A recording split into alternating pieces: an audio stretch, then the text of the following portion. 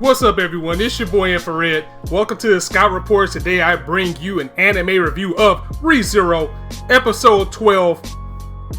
Pretty solid episode. Mostly I can say is that it was okay. It was one of those episodes that you needed once again after the breakneck pace that this series has taken us on and all the emotional roller coasters that we got. Again, sometimes it's good to get a breather, and that's exactly what this episode was, as we are now in a new destination, or more like an old destination with a new agenda.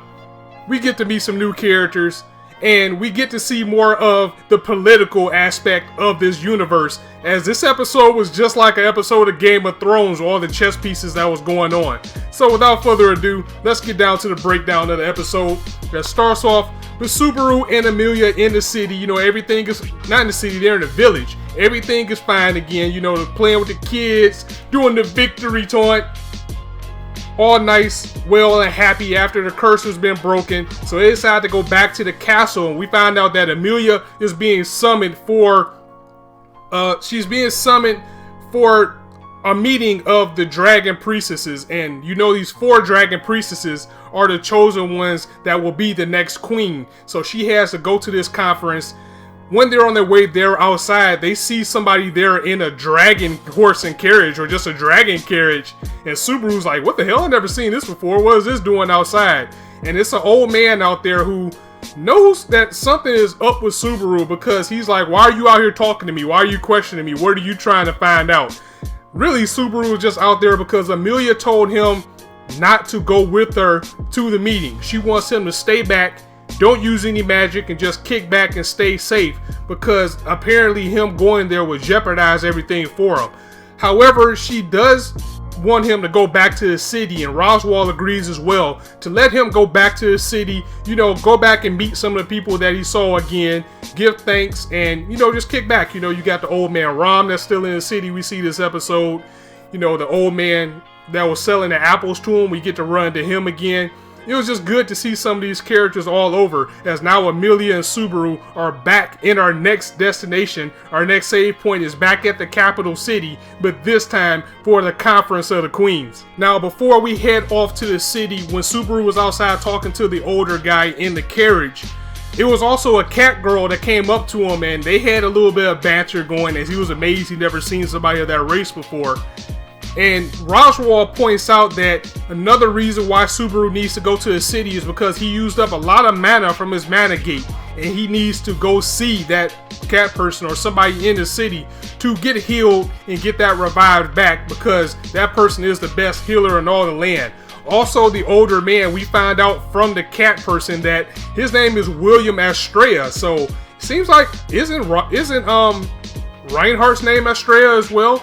So he might be related to he might be related to Reinhardt, as the cat person says that he is called the Sword Demon, and if he lets somebody like Subaru live, then he must see something in him. And William agrees. He said that man has seen death more times than I can count, so for that I respect him, and I didn't put them hands on him.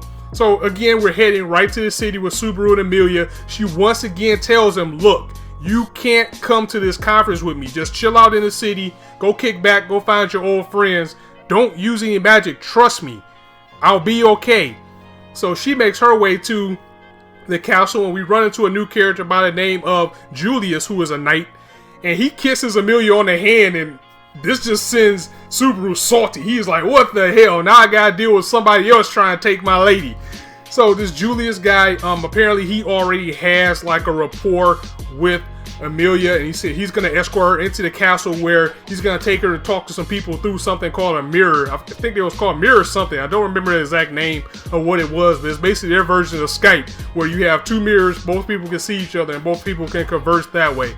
While she's going into the castle to do that, Subaru sees a woman in trouble in the alley. So he goes to the alley to go help this woman. However, when he gets to her, she kind of pushes him away and says, "Get away from me, you commoner. I don't need your help." It's a blonde young lady. She's dressed really regally in Victoria gear, and she is really regal and doesn't want Subaru's help at all. And comes to find out that she was being harassed by those same 3 thugs from the beginning of the series. And even Subaru comes in and say, "Are you guys like the only thugs in this entire city? Come on, I'm tired of seeing you guys."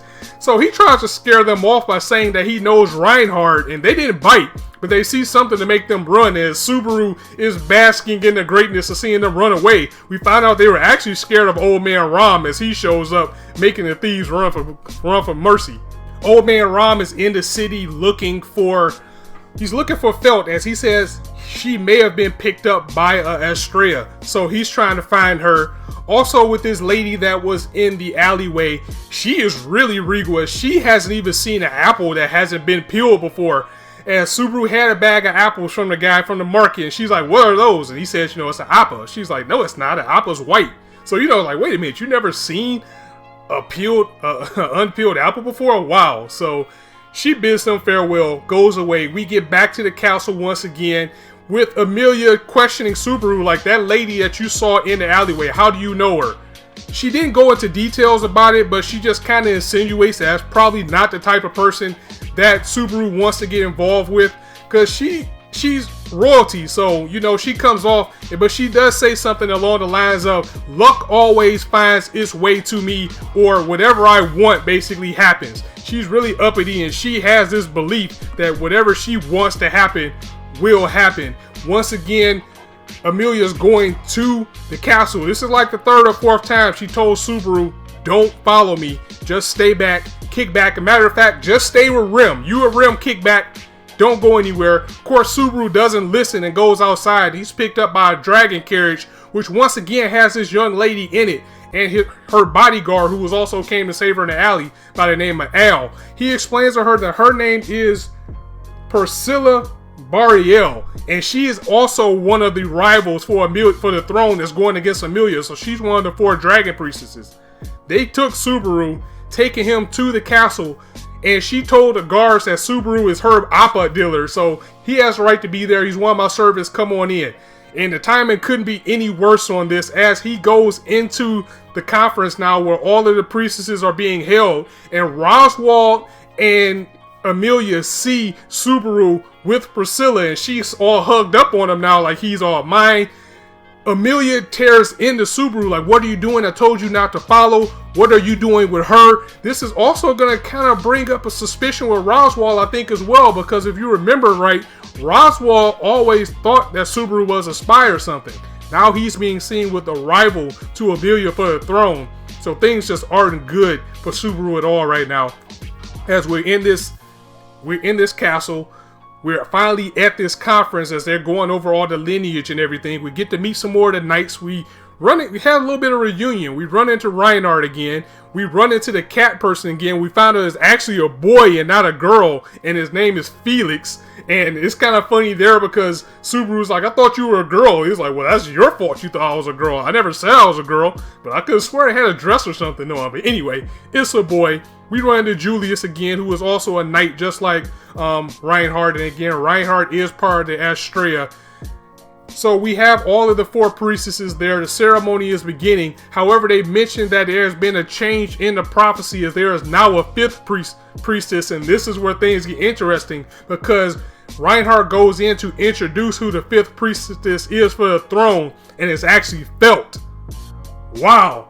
I had a feeling that Felt was going to be something big, because Roswald just kind of took her up out of nowhere.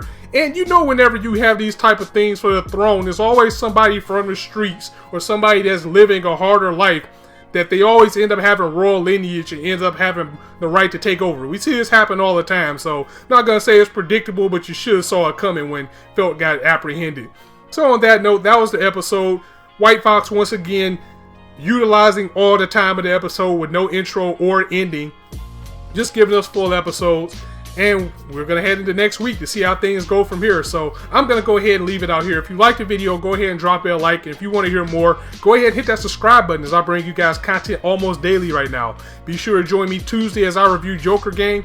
And unfortunately, that's the only review I'm going to have out until next week.